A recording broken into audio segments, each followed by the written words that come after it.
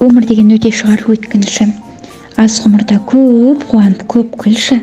Маған ұқсап аспандағы ай мен күн, көздеріңе ғашық болып өтсінші. I love you, baby, Каля. Сүйдім. Мекен жайым жер менің. Жерде жүрген ақын деген пендемін. Қалам қағаз уақыт бер тек аздаған. Мен өмірді шырлау үшін келгенмін.